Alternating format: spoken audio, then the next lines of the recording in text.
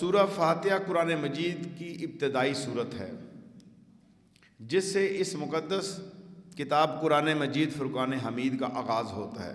اور ہر نماز کے اندر بھی ہمارا آغاز اسی سورہ کے ساتھ ہے۔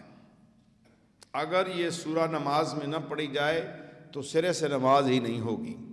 اس سورہ مبارک کے فیوز و برکات بے شمار ہیں۔ اس سورہ کو رحمت اور حکمت کے خزانے کھولنے والی سورت کہا گیا ہے، اور یہ سورت جسمانی اور روحانی بیماریوں کے لیے باعث شفا بھی ہے۔ اور اس سورہ مبارک میں حضور صلی اللہ تعالی علیہ وآلہ وسلم کی احادیث مبارک، آپ کا فرمان مبارک بھی ہمارے سامنے موجود ہے